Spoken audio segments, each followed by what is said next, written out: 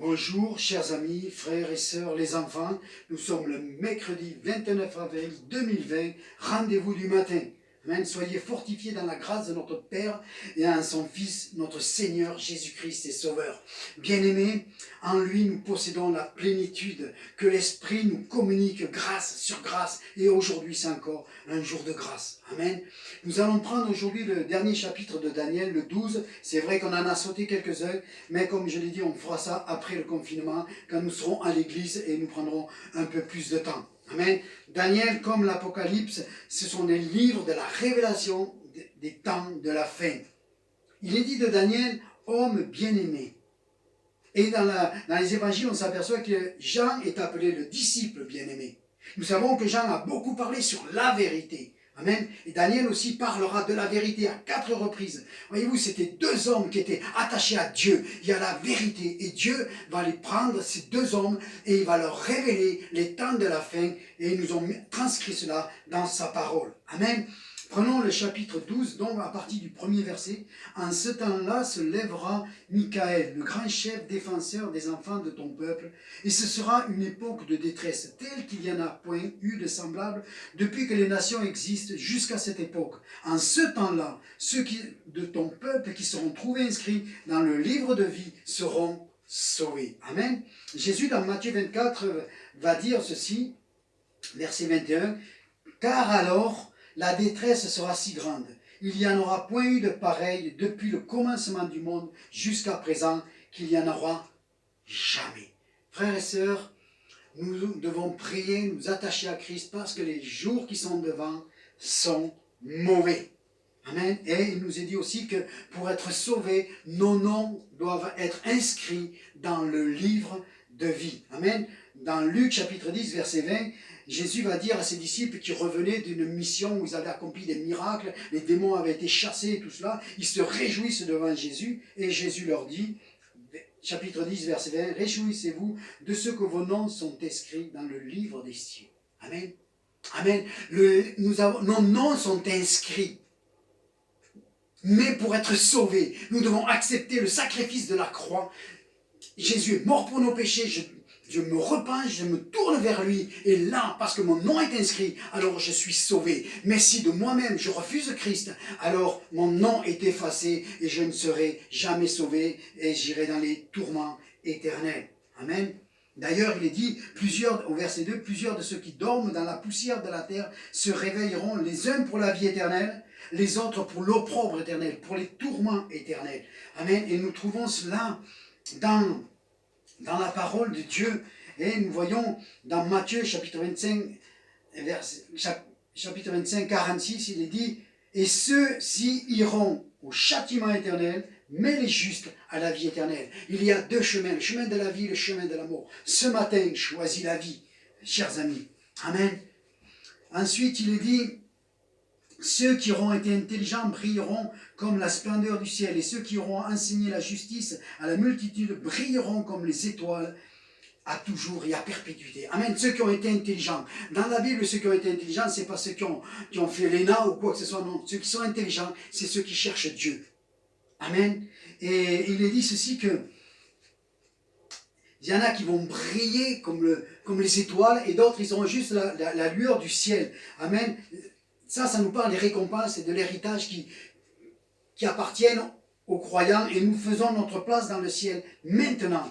Et Jésus va dire dans chapitre 5 de Matthieu, « Celui donc qui supprimera l'un de ses plus petits commandements sera appelé le plus petit dans le royaume des cieux, mais celui qui observera et qui enseignera les autres à observer, alors celui-là sera appelé le plus grand. » Là aussi, nous voulons 2 sortes de niveaux. Amen. Un jour, on parlera de tout ça plus longuement.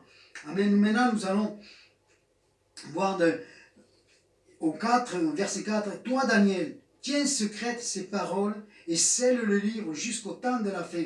Plusieurs alors liront et la connaissance augmentera. » Amen. La connaissance se multiplie de plus en plus, de plus en plus. Et c'est pour cela que maintenant, on réalise qu'en fait, des hommes comme Daniel ou comme Jean et d'autres, mais ils ont écrit parce qu'ils connaissaient Dieu, parce qu'ils ne comprenaient pas forcément ce qu'ils écrivaient. Je vais vous donner juste 2 exemples. Amen. Il est dit que dans l'Apocalypse 11, verset 9, il est question de deux témoins. Il va se passer quelque chose à Jérusalem, à un moment donné, avec deux hommes qui seront là, deux prophètes qui seront là, qui vont être mis à mort et qui vont ressusciter. Regardez ce qui est dit. Des hommes d'entre les peuples, les tribus, les langues, les nations verront leurs cadavres pendant 3 jours et demi. Ensuite, ils ressusciteront. Ils vont ressusciter à la vue du monde entier. Comment est-ce possible? Quand Jean écrit cela, c'était impossible. Quand on tournait à la rue d'à côté, c'est fini. On ne voyait plus la personne. Alors comment un événement qui se passe à Jérusalem peut être vu sur toute la terre? Aujourd'hui, nous le savons, les satellites sont là. Amen. C'est un peu comme quand Jean, il écrit, un jour viendra où il faudra le marque de la bête. Si tu veux acheter, si tu veux vendre, tu ne pourras rien faire sans cette marque. À l'époque, il fallait être fou d'écrire ça, mais il a cru que c'était Dieu qui le lui disait. Et aujourd'hui, nous en sommes là. On parle de nous mettre une puce, on sera contrôlé à 100% par un gouvernement mondial. Nous serons plus libres de faire quoi que ce soit. La liberté sera ôtée à l'être humain. Et la Bible nous parle de cela. Amen. Ensuite, il est dit ceci, et moi Daniel, je regardais, et voici 2 autres hommes se tenaient debout, un de ça du bord du fleuve, et l'autre au-delà du bord du fleuve. L'un d'eux dit à l'homme vêtu de lin qui se tenait au-dessus de l'eau du fleuve, quand sera la fin de ces prodiges? Et j'entendis l'homme vêtu de lin qui se tenait dessus les eaux, il leva les yeux vers les cieux, la main droite et sa main gauche, et il jura par celui qui vit éternellement. Ce sera un temps, des temps et la moitié d'un temps. Et toutes ces choses finiront quand la force du peuple saint sera entièrement brisée. Amen. Et là, ce qui me touche, c'est que, et la Bible nous prévient, il va y avoir des temps mauvais pour la chrétienté. Amen. Pour ceux qui ont mis foi en Christ. Amen. Nous avons été persécutés par le passé et quelque chose annonce, une persécution à venir viendra. Mais la grâce de Christ va nous tenir. Amen. Verset 8, j'entendis, mais je ne compris pas. Et je dis, Seigneur, quelle sera l'issue de ces choses? Amen. Ils ne comprenaient pas, mais pourtant le Seigneur leur disait, écrivez, écrivez, et un jour vous allez comprendre. Ma parole s'accomplit. Et c'est ce que nous trouvons dans Matthieu chapitre 5, verset 18. Car je vous le dis en vérité, tant que le ciel et la terre passeront point, il ne disparaîtra pas de la loi un seul iota ou un seul trait de lettre jusqu'à ce que tout ce qui doit arriver arrive. Luc 21, 33. Le ciel et la terre passeront, mais mes paroles ne passeront pas. Luc 21, 22. Car ce sera un jour de vengeance pour l'accomplissement de tout ce qui est écrit. Amen. Et c'est pour ça que nous devons être des hommes et des femmes intelligentes pour aller chercher tout ce qui est écrit afin de nous préparer à ce qui est devant. Amen. Il est dit au verset 9, va Daniel, car ces paroles sont tenues secrètes et scellées jusqu'au temps de la fin. Elles ont été scellées jusqu'à maintenant. Mais maintenant, nous les comprenons parce que nous vivons les temps et que nous marchons sur la prophétie. Alors maintenant, nous voyons ce qui se passe sur cette terre et nous sommes vraiment dans ce que les prophètes avaient annoncé. Amen. Plusieurs seront purifiés et blanchis, épurés. Les méchants feront le mal et aucun des méchants ne comprendra. Mais ceux qui auront de l'intelligence comprendront. Amen. Oh frères et sœurs, mettons de l'intelligence dans les Écritures. Vraiment, afin que nous puissions comprendre. Et là, il est dit dans Apocalypse 22, 11, que celui qui est juste soit encore juste, que celui qui est souillé se souille encore, que le juste pratique encore la justice et que celui qui est saint se sanctifie. Amen. Frères et sœurs, nous devons marcher de progrès en progrès, nous préparer à la rencontre de notre Seigneur. Les hommes de cette société, certains vont mettre de l'intelligence, ils vont se tourner vers Dieu en voyant les événements, mais beaucoup vont rejeter Dieu, vont pointer le poing vers Dieu. La Bible nous dit qu'en voyant les calamités, qu'en voyant tout ce qui arrive, ils ne vont pas vouloir se repentir, ils ne voudront pas changer de vie. C'est marqué 3 fois dans l'Apocalypse. Amen. Ensuite, verset 11, depuis le temps où cessera le sacrifice perpétuel et où sera dressée l'abomination du dévastateur, il y aura 1290 jours. Heureux celui qui entendra et qui arrivera jusqu'à 1335 jours. Et toi, marche vers la fin, tu te reposeras et tu seras debout pour ton héritage. Amen.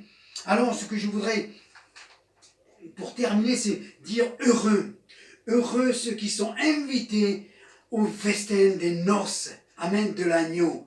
C'est une parole véritable du Seigneur. Un jour, dans le ciel de gloire, il va y avoir une grande fête. Amen. Et là, Dieu est en train de dire à Daniel, attends, mais un jour tu vas être heureux. Heureux de voir l'accomplissement de tout ce que je t'ai dit. Amen. Et il est dit, pour ton héritage. Amen. Nous avons un héritage. Nous sommes, nous enfants de Dieu, co-héritiers avec Christ. Toute la gloire céleste et sera à nous, avec le Père, avec le Fils, le Saint-Esprit et tous les élus. Amen. Une gloire céleste, un héritage céleste qui ne se rouille pas, qui ne se pourrit pas comme sur la terre. Non, non, quelque chose d'éternel. Voilà la gloire que Dieu a pour chacun de ses enfants. Amen. Et je t'invite ce matin, à vraiment réaliser, relire ce chapitre 12. Et il y a des choses que je n'ai pas expliquées, mais déjà, tout ce que j'ai pu te dire, si tu le repasses, tu le vois dit par Daniel et tu le vois dit par Jésus. Amen. Il n'y a aucune erreur. Tout cela va s'accomplir. Alors, ce matin, décide-toi vraiment de te tourner vers Dieu si tu ne le connais pas. Et toi qui le connais, alors décide à partir d'aujourd'hui de marcher de progrès en progrès, de sanctification en sanctification. Amen. Et de laisser la souillure et le péché derrière toi. Amen. Jésus a payé à la croix. Pour tout cela, Père, je te remercie ce matin. Je te remercie pour ton amour et ta grâce. Je te remercie pour ton Saint-Esprit. Je te remercie pour ta parole qui est la vérité. Seigneur mon Dieu, que cette vérité qui a été prêchée ce matin puisse toucher les cœurs et vraiment les amener à marcher avec toi jusqu'à ton jour de gloire. Père, dans le nom de Jésus-Christ, j'ai prié. Amen.